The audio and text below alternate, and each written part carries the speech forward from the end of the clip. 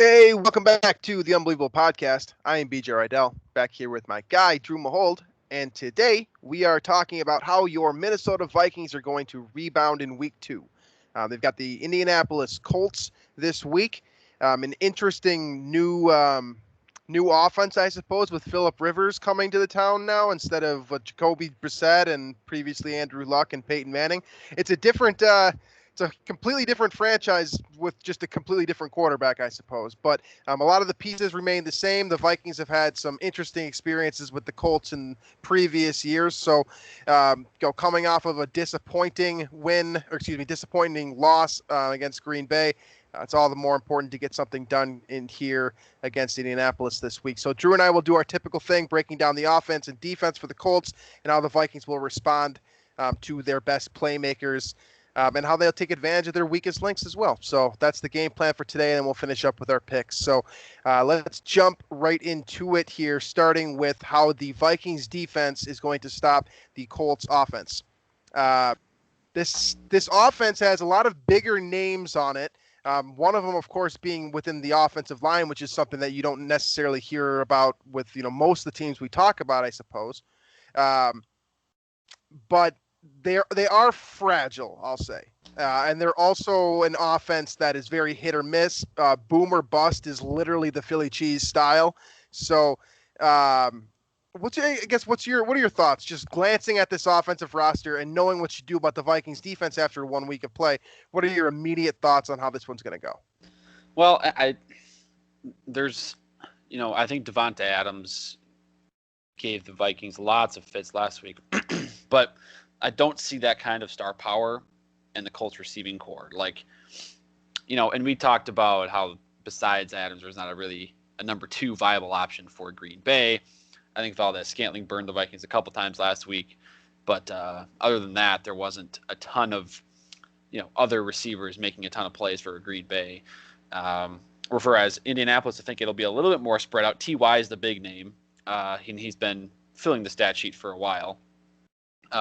But Zach Pascal, Paris Campbell are kind of be your receivers. Campbell being, I believe, a rookie or a second year guy for the Colts receiving core. So that's a solid trio of guys. And I think, the thing about it's all driven by Phillip Rivers, right?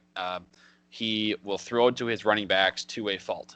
And so it's almost, I wouldn't say. He'll throw to everyone to a fault. That's that. Yes, we'll get to that. But I wanted to bring that up because it's not even as relevant when we talk about the receivers and the tight end. It's all about the running backs.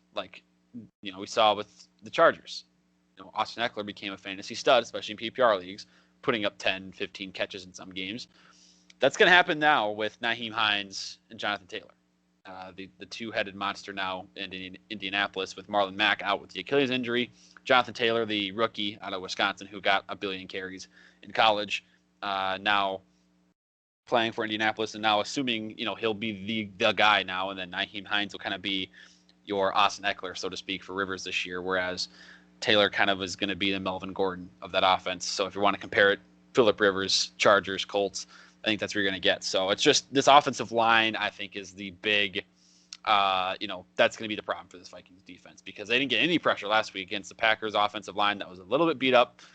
Now you got, with Indianapolis, an offensive line that's much better, in my opinion. So getting pressure will be huge for the Vikings this week. But I kind of touched on pretty much everything there, which honestly, that's a good overview of what we're looking at. I just bounced around and no agenda, just bounced around, gave you everything I got there. So that's perfectly fine by me. And I think you gave a good overview of what to expect in terms of who will be the key guys to, hear their names called, if you will. You start with Phillip Rivers, of course, the quarterback, and everyone. There's not a whole lot more to break down about Phillip Rivers. We've been watching this guy play for what seems like 2 decades now. He is the ultimate, he's the ultimate boomer bust quarterback because he's got all the talent in the world, but his decision making is almost always questionable, and it almost always seems to come down to the fourth quarter. He's the most exciting player in football because he literally makes the fourth quarter exciting in every single game he played, and last week was no exception. And of course, he normally has a couple interceptions on the stat sheet as well, which is an area that the Vikings didn't get on in week 1. So something to consider there. The second piece was what you touched on a little bit there with Marlon Mack being out with the Achilles injury. I think a lot of us expected that Jonathan Taylor would eventually be, quote, the guy at running back for the Colts, especially during fantasy drafts. And I think a lot of you guys out there were probably very concerned heading into week 1 when it was said that there was going to be a committee in the backfield. And Frank Reich did exactly that. It was very much a committee. Hines had 7 carries, Mack had 4, and Taylor had 9, with Taylor chipping in 6 receptions, as Drew alluded to, with the running back position being a big piece of what Phillip Rivers likes to do. I didn't even mention the 8 receptions that Hines got, by the way. So that's 14 right there, and then Marlon Mack for 3 more, 17 receptions by running backs last week, just to add on to what Drew was saying. So that brings us to the wide receiver group, which, not bad, like you said, but outside of T.Y. Hilton and his, quote, star power, if you want to call it star power, he's really a boomer bust guy, too. I mean, he's got the Deshaun Jackson gene, right, where he catches 3 or 4 balls for like 95 yards and maybe a touchdown. That's generally what T.Y. Hilton does. And that should concern you as a Vikings fan, given what we saw, Valdez-Scantling do in his ability to just straight up get open over the top. I mean, he wasn't even catching everything that was thrown at him. I can't imagine what, a guy like Hilton who has literally made a very successful professional career off of running deep, basically. I would be nervous about that. That's my main takeaway, just looking at these guys and knowing what I do about the players on this offense. A couple of smaller names. I mean, Michael Pittman, the rookie, that's of course, going to be an interesting player. Their second rounder out of USC. Not a whole lot of playing time in week 1. Maybe more of a guy that has more influence later on this season and, a couple of years down the road, but someone to keep an eye on. But like Drew said, I do think that this offensive line is the biggest concern for the Vikings. Now, we know the cornerback situation is a big problem, right? We also know that coverage and pass rush play off of each other. So if you're not getting any pass rush, good luck to the coverage and vice versa. So I look at the wide receivers and I look at the offensive line, and I think, the Vikings' 2 biggest issues last week across the entire team, not just the defense, but across the entire team, was getting a pass rush and holding on to coverage for more than 2.5 seconds, basically, which for what it's worth is a bigger ask, but I mean, the Vikings coverage was not good last week. So you look at the receivers, you look at the 3 guys, Campbell, Hilton, and Pascal. Those are probably your 3 biggest playmakers here. Hilton can beat you over the top. Campbell being more of a possession type guy that has, is somewhat dangerous with the ball in his hands, but he's not like Stephon Diggs with the ball in his hands, or Percy Harvin or anything like that. He's just a quality receiver, more of a possession type, like a very, very light Reggie Wayne, that type of skill set, right?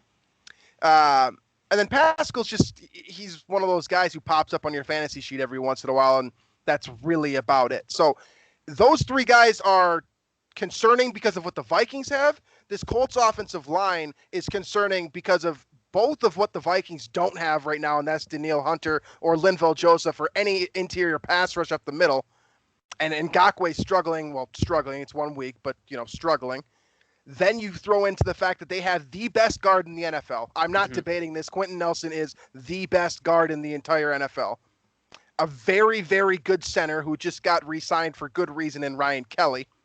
Anthony Costanzo, who's been doing it for seemingly forever at both tackle spots. He's playing on the left side right now, according to our lads. And then Mark Lewinsky and Braden Smith, who are not liabilities, but also not superheroes either. So you've got 2 really good pieces on the interior, a very solid left tackle, and then 2 guys that aren't going to kill you, which is, Vikings fans, you're hearing that and probably thinking, how nice would it be to just have that? Right. I think it's similar to what the Vikings had in like 2009, I think, when you had like McKinney, Hutchinson, Burke. Yeah. Yes. I don't know if Burke was on that squad in 2009, but either way, they transitioned from Burke to Sullivan. So either way, they had a strong center there, and it is reminiscent of that unit. I am concerned about the Vikings' interior defensive line in this game. It seems like one of those where Frank Reich could dial up a bunch of, runs through the A gap, and the Vikings could get destroyed on that with, Ryan Kelly, Quentin Nelson going up against, Shamar Stephen, Jaleel Johnson. Maybe you throw in there, Armin Watts or Hercules Mataafa. So I really think I Jonathan Taylor would be a tremendous start in fantasy if you have him on your squad this week, because I do. there you go. Well, I'm starting. start him. Yeah, big start this week for Jonathan Taylor, both because A, of this matchup, the Vikings defensive line, and B, because of all the receptions that he's going to get from Phillip Rivers in this game. So I really think this will be a shootout type of game, which I don't love. But as we talk about the Vikings offense here soon, Vikings offense actually was very efficient last week. It's just that there was no sample size because of how poor the Vikings defense played. I don't hate the idea of a shootout, especially with Phillip Rivers. Like, I like this Vikings team. There you go. That's a good point. So I like this Vikings offense in terms of the capacity to get into a shootout and potentially come out ahead, right? Like, they did score 34 points last week. I mean, I know a lot of it was, questionable situation, non-neutral ground, or whatever statistic you want to, raise, but they did score, I mean, a lot. And they led the league in yards per play last week, which is extremely interesting. And it wasn't very close. I think the Packers were second, actually, at 6.9, and the Vikings were 8.0. So, I mean, I don't know if this is the end of our Vikings defense discussion, but it's just that's the one concern. It's the one concern, but it's the major concern for this is just that Colts offensive line against the Vikings defensive line that produced almost nothing last week. Somehow, some way, Ngakoue got to show up. Ifeadi Odenigbo's got to show up in the pass rush. And I mean, if I'm Indianapolis, I am just running Jonathan Taylor as much as possible. Because it's not like the guy can't carry the ball a lot. He did that a ton at Wisconsin. He can shoulder a 30 to 40 carry game. That's what I would do if I was the Colts. But hopefully, for their sake, that they don't fall into a shootout like I am suggesting here. The last two pieces that we didn't touch on offense are the two tight ends, Jack Doyle, and then Mo Alie-Cox is also an interesting player. Doyle, of course, I'm sure most of you are very familiar with. Very stable, consistent, possession tight end. Not going to blow up, the world or anything like that, but he's a solid player that'll probably catch a few balls and move the chains a few times a game. Alie-Cox is the interesting player because I'm pretty sure he's a former basketball player. And if I honestly, I'm not joking around here. I think he was a former basketball player, and I'm sure we'll find out on Sunday if he was or not. But he's extremely good at going up and getting it in the end zone.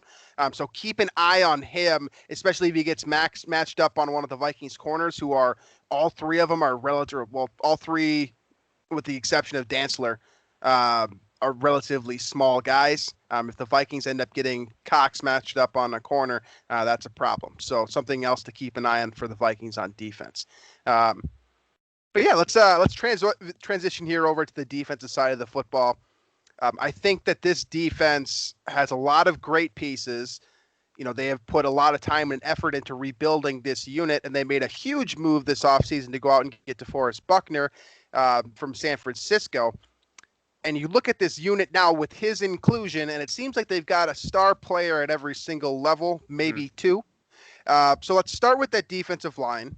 Vikings are facing a 4-3 defensive front in this game. So a little bit different from what was going on in Green Bay. Maybe a different look might help them out, but you still got Buckner. He's going to be that 3 technique in the interior. And then Justin Houston, who was obviously great when he was in Kansas City, slowed up a little bit. Still an effective player at the twilight of his career, and then a couple of other guys, Danico Autry and Grover Stewart, who I'm honestly not very familiar with, and I think that's probably for good reason. Yeah, I mean, I think though you mentioned the big name is Buckner, right? And for what it's worth, I looked back last week and I saw good things from Garrett Bradbury. So you overall, I think the offensive line was a step in the right direction and was more positive than I anticipated. So, I think there's still concerns. It's still not a strong unit, but if it can be serviceable, I think that's going to be good enough. And I think against this unit, I think good enough will allow Kirk some time and allow this so far efficient offense to kind of take off, so to speak, in this game. So we'll talk about the other levels of the defense, but I'm not as scared of this defensive line, this pass rush, as I was Green Bay with Za'Darius and Preston Smith there. Absolutely. It's not as many moving parts, right? You're not going to see as many guys flying around the defensive line, lining up in different spots. They're basically going to line up as is, and they're going to show you what they got. That's kind of what the Colts do on defense. And they expect you to beat you one-on-one, which DeForest Buckner, for what it's worth, if he only gets one offensive lineman, he's probably going to win. I mean, he's been doing it throughout his Yep. career. So the Vikings need to be cautious of that, right? They need to be aware of the fact that they either have, excuse me, two interior offensive linemen, uh, you know, trying to stop Buckner and then moving their other guys accordingly, or they need to have a guy in there like a tight end inside the formation or a running back alongside the quarterback to give extra protection if needed from the interior. That's the one concern I really have. I do think that if it ends up being Brian O'Neill who gets Justin Houston, the Vikings will be fine. If Houston's on the opposite side and against Riley Reef, it might be a little bit more of a cause for concern. But no, again, nothing that I think is going to completely be a backbreaker for the Vikings on offense. Now, when you move to the second level, again, really, really strong star power in Darius Leonard, who, of course, didn't play, I believe, the majority of last season, if not all of it, with an injury last year. And then you've got a couple of guys here where not exactly household names, once again, and Anthony Walker and Bobby Okrike, something like that. I don't know how to say his name. I don't know much about him either, but I do know that Darius Leonard's good, and he's very dangerous covering running backs out of the backfield and making literally every single tackle on every single play. Yeah, he's a tackling machine. I think it was his rookie year, right, where he led the league and put up 150 or 200,000 tackles or something. Yeah. Something like that. So he'll be everywhere. He's a ball hawk, right, at linebacker, ranging sideline to sideline. I don't think he's not like the coverage guy, so to speak, that Kendricks is, for example, but he does have that nose for the ball. So he'll be around the football on pretty much every play. But that'll be one to watch for the Vikings running game, which, again, I'm going to keep saying this because it's true. Small sample size last week, but Cook and Madison were, pretty efficient last week. So I would imagine the Vikings will go back to that early and often this week. As long as they have the ball, they will do that. Yeah, it seems like an important piece here. The Colts defense, again, a lot of very, very good playmakers here, but there's so many gaps in kind of the greatness of this team, right?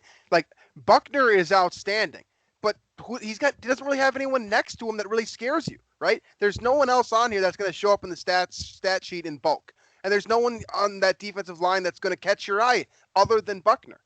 And then you get to the second level, and it's like, okay, Darius Leonard, great player, outstanding player. You can't miss them when you're watching Colts tape, right? But the other two linebackers, I'd be surprised if 50% of our audience knows either of them. One of either of them. 50%. And I think most of you guys on here are reading blogs every day and know everything there is to know about the NFL. But neither of these guys really you're not familiar with these guys because they're guys, right? They're guys. That's what they are. And then you've got Darius Leonard, who's just an absolute stud. So two great pieces, and then basically, three or four more kind of movable parts, and then Justin Houston, who you might be lucky to get, a flash of greatness every now and then still. And then we move all the way back to the secondary now.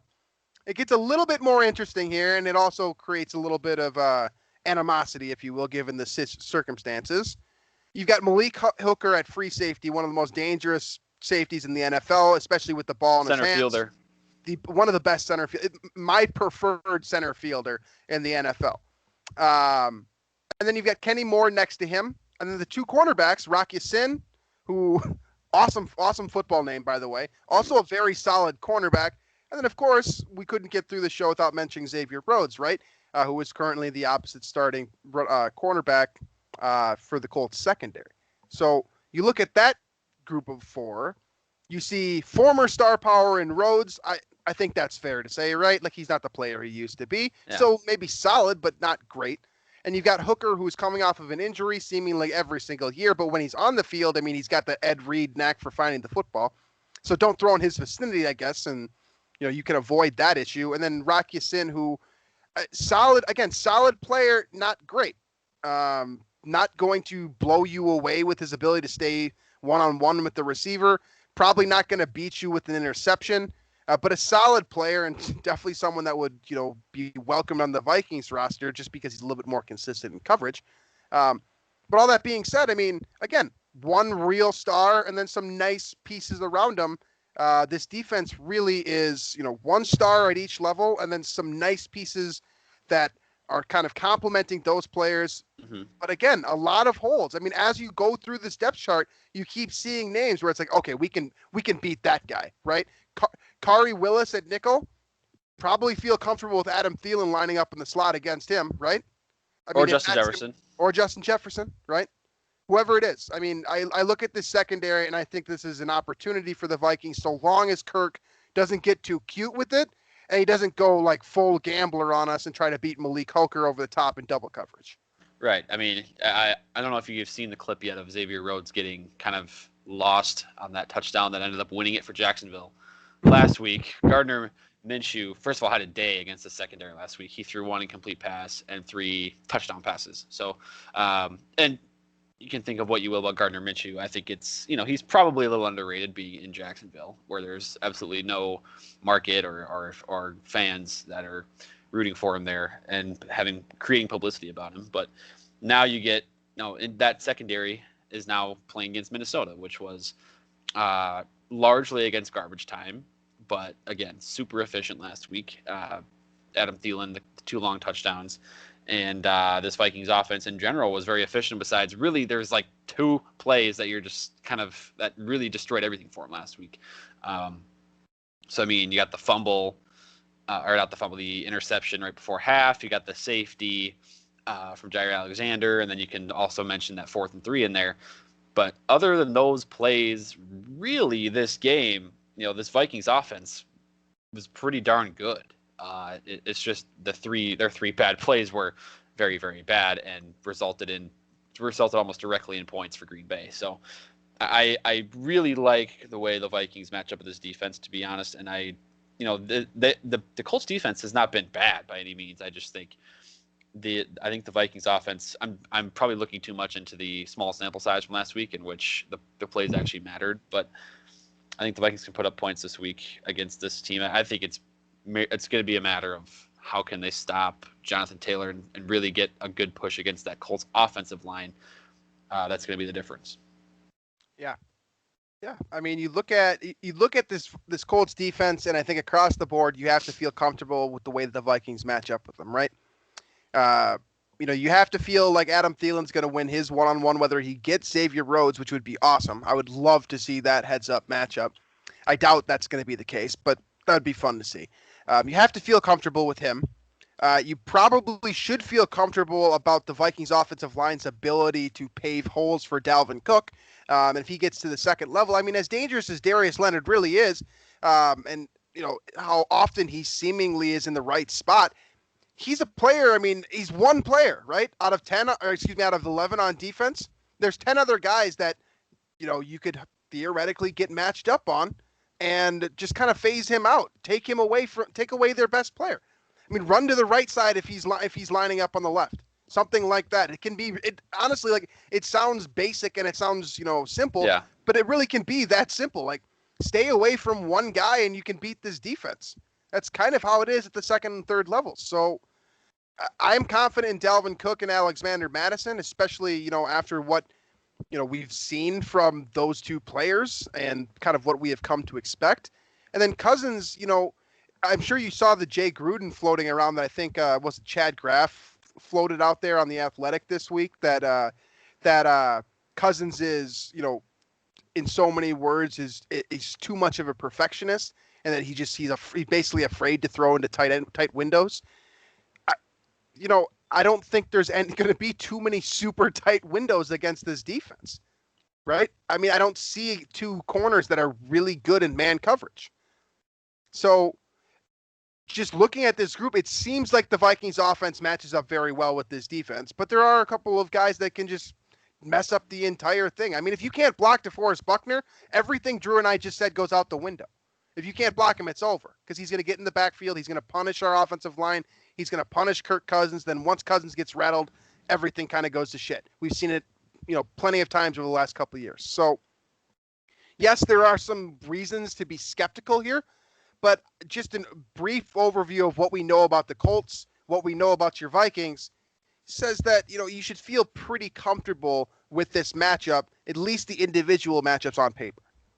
Yeah, no, you should. I think I'm trying to base everything off of the Packers game, and maybe that's wrong, but I think the Colts are definitely not as dangerous as the Packers, and I will say too that you know looking at this Vikings offense, this feels like a game where this play action game. I think if the Vikings use that more, Gary Kubiak goes into that. I think it can really pay dividends.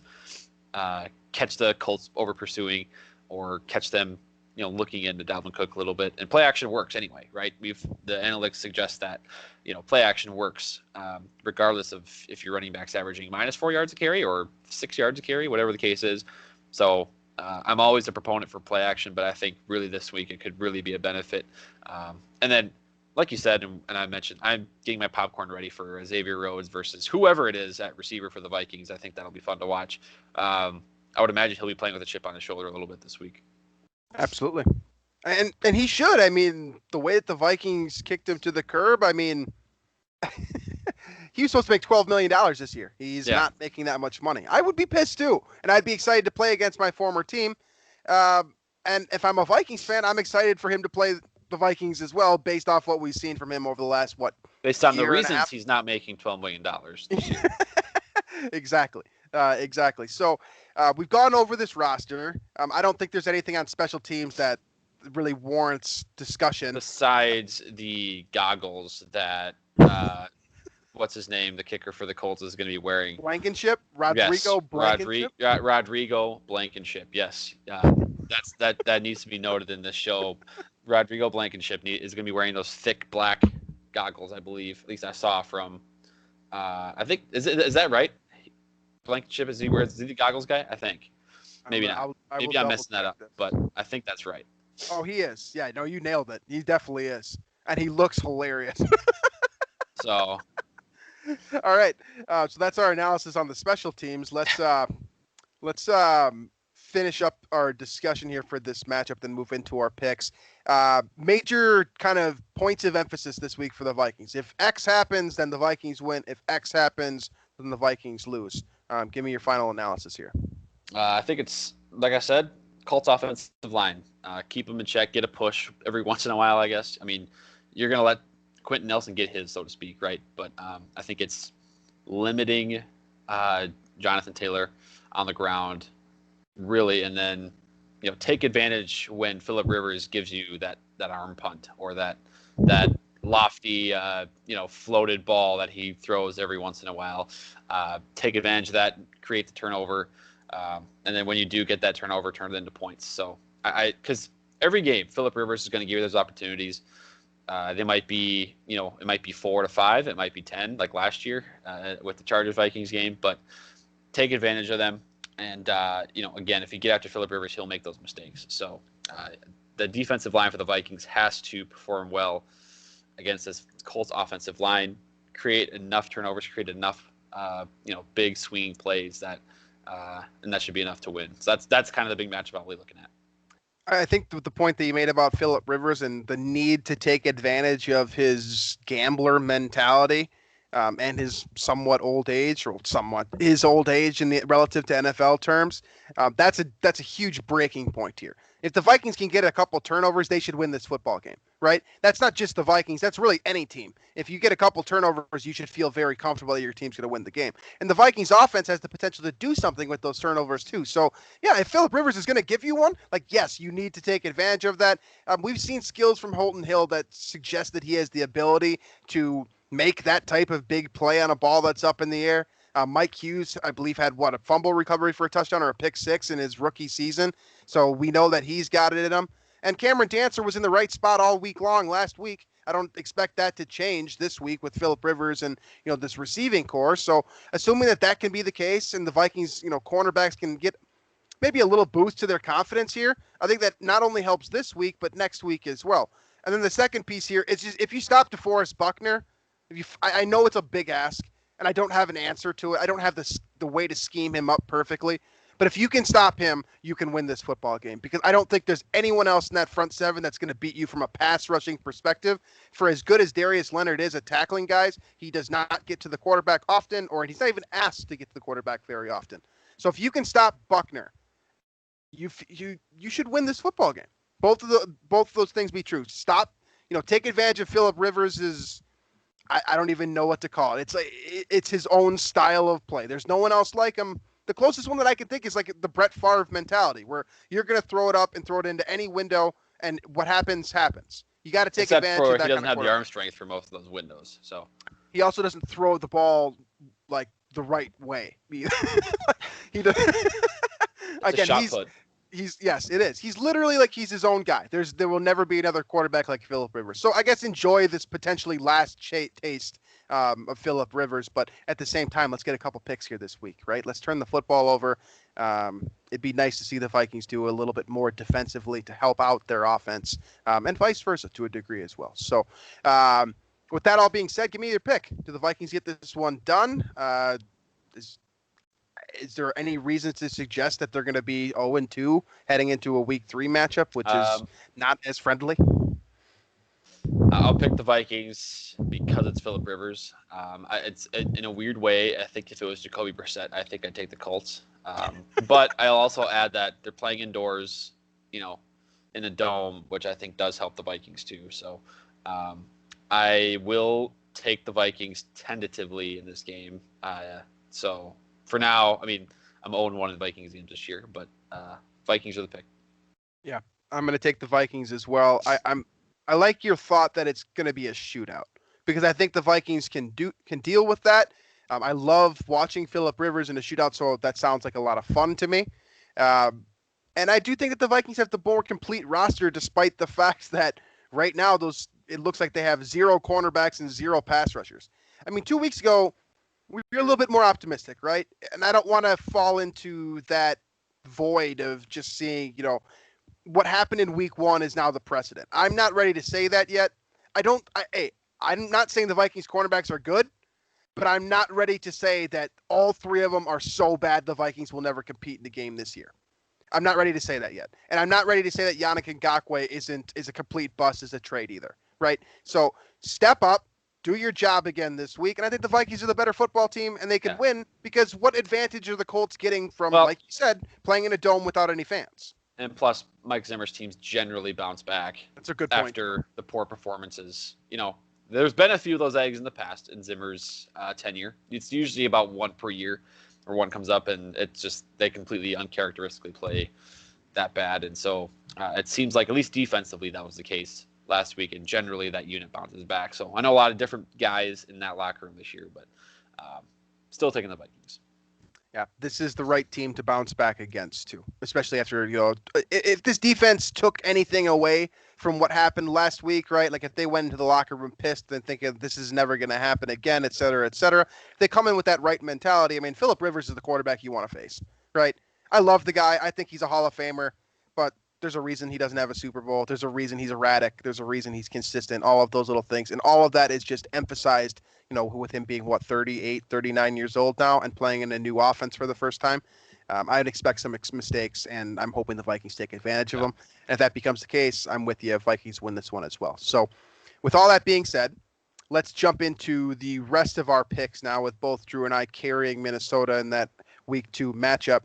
Around the NFL, the first matchup on our board here is the showdown for Ohio in Cincinnati and Cleveland, a real barn burner, I'm sure, but somewhat entertaining. Like I'll watch this game. You've like at least snippets of it. Joe Burrow going against Baker Mayfield. Burrow came out with a very solid performance. I mean, he didn't get the win because he got a 30-yard miss from Randy Bullock at the end there. But this team looks like it can play a little bit, and Cleveland looked abysmal once again, despite the fact they have all these, playmakers on offense. I still believe in Cleveland, which is the craziest thing to say probably. But I still believe a little bit just because it was Baltimore last week. So I'm going to pick the Browns. It's sort of the last this season obviously is sort of the last chance, right, for Baker and that unit. And with you have your offensive head coach who seemingly knows what he's doing. I'm taking Cleveland, but I'm kind of getting tired of having my hopes, let down. Okay, so I'm going to take Cincinnati. I will be rooting for Cleveland for what you just said, because I would love to see Baker Mayfield be good and for this offense to like turn it around, and I would love to see Kevin Stefanski be the one to do it, right? Yeah. I just don't think it's going to happen. I mean, I don't know. There's Baltimore's nothing. defense is There's no good. basis to root for the Browns still. Like they No, haven't proven anything ever for decades. So there's no reason to even root for them other than hype and because clearly Odell is the best receiver, or was before he joined Cleveland. Now, not so much. 22 receiving yards last week. Yep, I'm going with Cincinnati. The next one here, a battle of the Giants and the Chicago Bears. Bears squeak out a victory last week over the Lions that they really, really should not have had. It was gift wrapped to them by DeAndre Swift with that drop in the end zone late in the game on a perfectly thrown ball by Matthew Stafford. So the Chicago's 1-0. The Giants are 0-1, but they actually played a lot better than I think I thought they would, despite the fact that Saquon Barkley had 6 rushing yards. Despite that, who you got in this matchup? I have the Bears reluctantly, just because I don't think the Giants are good enough yet. I do think it's the Trubisky Daniel Jones QB matchup could be fun in a hilarious turnovers, lots of them type of way. So I do pick the Bears on this game, but I don't think either team's that good. So I don't think either is good as well. I'm gonna take the Giants though, because I think that Barkley can't be the Barkley that we've seen for the last 17 football games. I just think he's better than that. And there is vulnerability on the Chicago defense this year because of a couple of the guys that opted out, a couple of the guys that aren't playing. I think Barkley has a field day. I'm going to take the Giants in an upset. Okay. Next one here is Matt Ryan and the Falcons are playing up against the Dallas Cowboys and Dak Prescott, who coming off of a bit of a heartbreaking win. A little bit of a questionable call there at the end for pass interference on Michael Gallup. It seemed like Jalen Ramsey might have acted that one out. He did sell it. Oh, yeah. He did sell it a little bit. So now it's a key matchup here with the NFC South being as tight as it is. And Dallas, pressure is on, man. I mean, Dak Prescott wants a new deal. You got to win some football games. Same can be said about Mike McCarthy and the rest of this roster that they assumed would compete for a Super Bowl this year. So who do you got in this Week 2 matchup? Picking Dallas. I still believe in that roster. I think maybe it could have been a case last week where we're maybe underselling the Rams versus overselling Dallas. But I'll take Dallas this week against Atlanta. I don't think Atlanta's. I don't buy. I've given up on buying that hype for a while now. I'm not going to do it again. Yeah. I'm with you. I'm going to take Dallas as well. Excuse me. I think the point you just made about the Rams being a little bit better than I think we were giving them credit for is a fair point. And Dallas hung with them, right? I mean, they were there right to the very end. I mean, this conversation is much different if that PI isn't called on Gallup. So I think Dallas remains a little bit, can kind of stay consistent and continue to improve with a new head coach. Well, a veteran head coach that is implementing a new style of play. I think they will only get better as the weeks come here. I'm going to take Dallas in Week 2. The next one, another very important matchup for deciding the future of the NFC North. We've got the Detroit Lions heading to Lambeau Field this week. Like I just said, Detroit coming off of a heartbreaking loss, a game they should have won. Green Bay on the flip side pretty much dominated the Vikings throughout, but there are still some question marks, at least defensively, for what they're doing there. Yeah, I think this will be closer than most people think.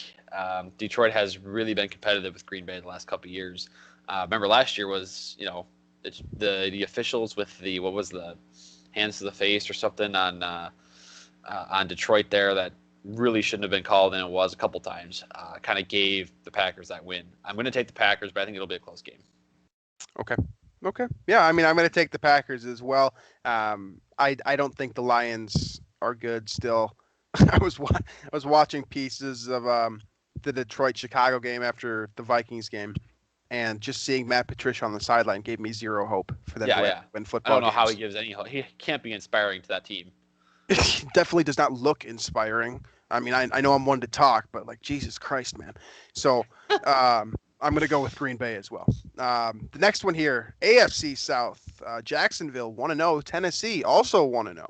I feel like this is a pretty obvious pick here, but any hope for Jacksonville? There's hope. I mean, I'm picking Tennessee. I think they're the much better team, even though they played poorly. And didn't win as convincingly maybe against Denver as you would expect, but I'm still picking Tennessee. Yeah, I'm taking Tennessee as well. Excuse me. I think that week one was kind of fluky for both teams. I think Tennessee's a lot better than they suggested they are against Denver, and I think Jacksonville's a lot worse than they suggested against Indianapolis. So I'm going to go Tennessee here. I think it's going to be a double-digit win for them. Next one here, we are back to staying in the AFC here with Buffalo against Miami on Miami's home turf. Miami looked a little bit more competitive than I think people thought, but that might just be a product of, Cam Newton being a new quarterback and a completely different style of play in New England being implemented. And Buffalo also was able to get a victory in week one as well. So, week one win for Buffalo. Miami clearly lost. That was my bad. So who you got in this one? Buffalo or Miami? I am going to go with Miami in this game. I think I've been pretty clearly against the Buffalo hype. Good for you, beating the Jets. Like, nice. I'm gonna go with Miami because I think that roster, like the way Brian Flores was able to kind of get that team fired up at the end of last year, they really looked like a competitive team. The last, after they sort of really, they went into take mode earlier in the year and they kind of finished strong. They played some gritty performances. I think they earned that win at the end of the year against the Patriots. I think they have a little bit of something they're cooking in Miami. I think it'll show this week against Buffalo.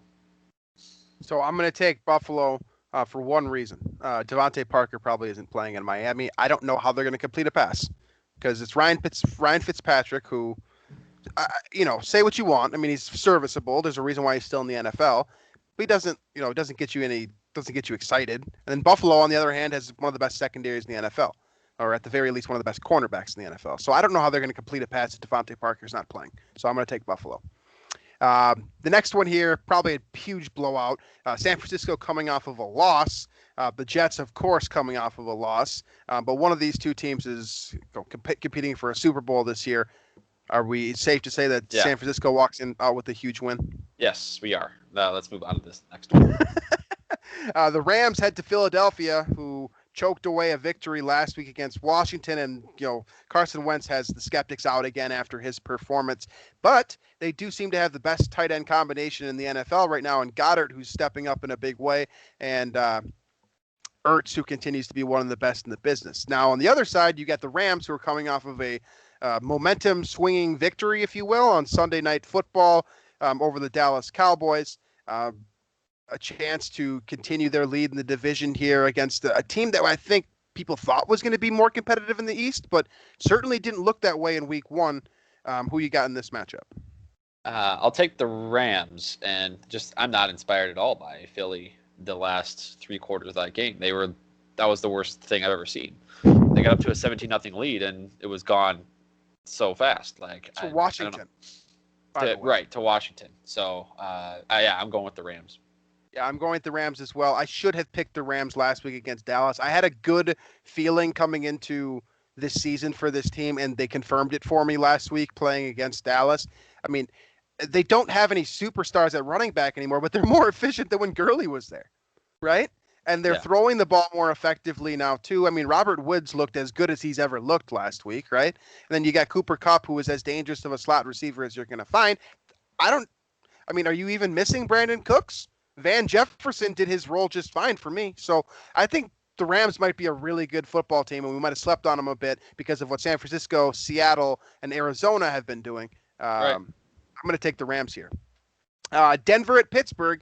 Fun matchup now that with Ben Roethlisberger back and Drew Lock being an interesting quarterback for sure, right? He's keeping them competitive in Denver.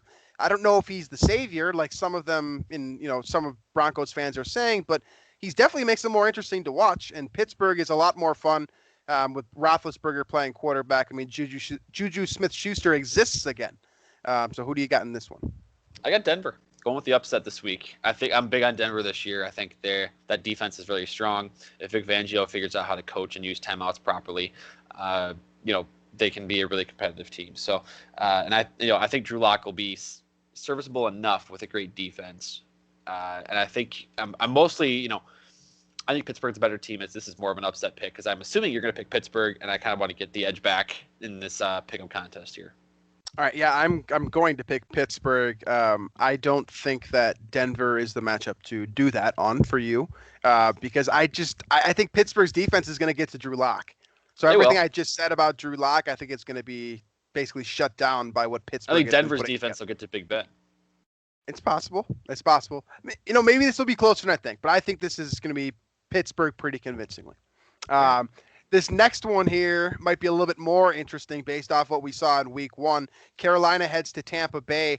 Teddy Bridgewater looked pretty good. Should have probably won that football game, but Brandon, what is Jacobs? Josh Jacobs. Why am I thinking Brandon Jacobs? Brandon Jacobs was like the 6'5" running back for the Giants like 10 years ago. But Josh Jacobs had other ideas, and Carolina ended up getting the loss. And Tampa Bay, with Tom Brady, didn't look all that great. I mean, I was excited. The first couple throws that Brady made downfield to Chris Godwin looked really nice. Everything after that, I mean, Ronald Jones inspires very little confidence. Mike Evans was basically held shut out until the last 5 minutes of the game when he got a kind of a fake, lucky, here you go touchdown. There's question marks in Tampa Bay. And Carolina, I think, with Bridgewater, McCaffrey, they could make some noise. So who you got in this one? I really, really want to pick the Panthers. I'm going to take Tampa Bay. I don't think that. I mean, if I'm picking against the spread, I'd pick Carolina. That spread is 9 right now. Is it really? Yeah, wow. 9 in favor of Tampa Bay. But I'll pick the Bucs. I do think it'll be a close game, though. Yeah. I'm going to take the Bucs here. When was the last time Tom Brady lost 2 games in a row? Has that happened? Honestly, I'm not going to fact check it on the top of my head. I wonder if last year, the last couple weeks with that Dolphins loss, and then I don't know if they did the week before, but that would be the only time I can think of. My point being here is Tom Brady very, very, very, very rarely lose 2 games in a row. And I think that ultimately Tampa Bay has more playmakers, despite Godwin being in concussion protocol, Mike Evans having that hamstring thing. I do think that he might have found a little bit of another one of his short white guys in the slot. It was Shelby Miller or Bose Miller. I can't remember his first name. Something white and small. He's seems like Tom Brady was able to find him and make something out of that. So I'm going to take Tampa Bay here. I think they're the better football team, despite kind of the issues that are surrounding their organization right now. Next one here is Washington at Arizona. Washington is 1-0, despite all odds, against Philadelphia. Dwayne Haskins looked serviceable, maybe not potential superstar, but serviceable. On the other side, Arizona, Kyler Murray looking like he's turning into a superstar very quickly. He is amazing. It looks like he's shuffling his feet when he runs. I don't know how he even. You can't see him. It's like in a cartoon and like the Roadrunner. It's like blurs. It's not a thing. It's crazy. And Hopkins, of course, is a perfect fit because he's a perfect fit for any team. So Arizona looking like a lot of fun. I feel like they probably do something. Win this one convincingly. Do you have a different take on that? Nope. Let's go with Arizona. Arizona for both of us. Home stretch here. Kansas City at the Los Angeles Chargers, the division matchup here. Pat Mahomes against Tyrod Taylor. Do the Chargers have enough firepower to compete with Pat Mahomes? I will pick Pat Mahomes and the Chiefs against anybody. At any venue. Chiefs. Yeah, I'm going to do the same as well. I mean, the Chargers defense is good, but Tyrod Taylor can't throw 2 touchdowns. Mahomes might throw 4. Yeah. I'm going to take Kansas City. Baltimore at Houston, 2 of the best young quarterbacks in the game, not named Pat Mahomes. Lamar Jackson squares off with Deshaun Watson. Watson desperately needing a victory after that week 1 loss. And Baltimore, with a huge, monstrous defeat of Cleveland, heads into what seems like it could be another 13-3, 14-2 year for them. Yeah, Baltimore absolutely shut down Watson last year. I feel like the same's going to happen again. I got Baltimore. Yeah, I'm with you. I'm not changing my perception until Baltimore proves me otherwise. Basically, you can lock in Kansas City and Baltimore for me every week until something happens, right? Until they play each other. Yeah. All right. Last 2. New England at Seattle. This normally would be probably a great matchup on paper, but with no Tom Brady and a new look offense, I don't really know what the precedent is for New England right now. They looked all right in week 1. Seattle looked a lot better. So who you got in this one? Yeah, Cam Newton and Russell Wilson still a kind of a fun matchup at quarterback. For sure. I'll take Russ though for now. I think this will be a fun one. It's interesting because I don't Seattle did look really good. Now that was it was against Atlanta, but I kind of doubted Seattle. I don't know if the pieces around Russ are enough, but that didn't seem to be the case against the Falcons last week. Yeah, I'm going to take Seattle as well. I don't think that Cam Newton is over the hill like a lot of people suggest, but I do think that you're going to get yourself into trouble if he's running the ball 15 times a game every single week. I just don't think that they can win that way. So I see Seattle getting the win here. I think they simply have more right now. New England just isn't quite the same. I don't know if it's the quarterback difference. I don't know what it is, but they don't have the same feel for me. I don't think they can compete with Seattle right now. So I'm going to go with the Seahawks. And that's our last game here is the Monday Night Showdown. New Orleans might be the best team in the NFL, squaring off against John Gruden's Raiders, who actually didn't look too bad in Week 1. I'm going to pick the Raiders. Their debut in the stadium. Okay. Michael Thomas is not playing. That's And true. I think, I don't know. I feel like what the Saints have is running out. I don't know. It just seems like Drew Brees is definitely not the old Drew Brees, right? Like it didn't seem like their offense was what carried them last week, They had that, I think it was a pick six, I believe, right? George Jenkins. Yeah. They got a pick six. They had a couple of plays here and there. Sean Payton is still an idiot, by the way, for getting Michael Thomas hurt. I don't know if you guys remember, or if you remember that, but Saints were up 11, under 2 minutes left. That was when Sean Payton threw the trick play from Taysom Hill to Alvin Kamara. And then I think the next play they were still trying to score. And then Kamara ended up rolling over Thomas's ankle, getting tackled. And there's just no reason for either of them to be on the field at that point in the game. But this is irrelevant. We can make fun of Sean Payton on another show. You just hate to see a star player go down that way. I'm going to pick the Raiders. So I'm going to take New Orleans. I still think they're the better football team, even without Michael Thomas. I mean, they're so complete across the board, even without one of the best receivers in football. That kind of tells you all you need to know. And I just don't think the Raiders are that good. I'm calling them a fraud after Week 1. I don't think they're ready to compete yet. I do think Josh Jacobs is awesome, and Derek Carr probably doesn't get enough credit for what he is, a very solid quarterback, because everyone wants him to be the best quarterback, and he's just not going to be that. He's like Kirk Cousins. He's just so mediocre that he's good enough to get you by, and people love to throw, shade at him for being very average, but he can get it done every once in a while. But I do think that the Saints are the better team here. I'm going to take them to win. And just to give you guys an update, after Week 1, I went 10-6. Drew went 9-7. The one game we were split on, the New Orleans Tampa Bay game, is the difference right now. That's what we head into with Week 2. So that's all I've got. You got any final thoughts for me before we shut it down? I don't want to call this must win for the Vikings, but 0-2 is not good. So 0-2 is not good. Yeah, I'm with you. All right. Well, you can find us on the Daily Norseman, along with the rest of the content from Climbing the Pocket. Make sure to check out our network and what everyone is producing there. You can find us on iTunes, Stitcher, Google Play, Spotify, etc. And this video here of us talking will be viewed by like 3 or 4 people on YouTube. So if you want to join that crowd, feel free to do so. We will be back on Tuesday with your recap of hopefully a Minnesota Vikings victory. And as always, we appreciate you listening to the show, and we will catch you next week.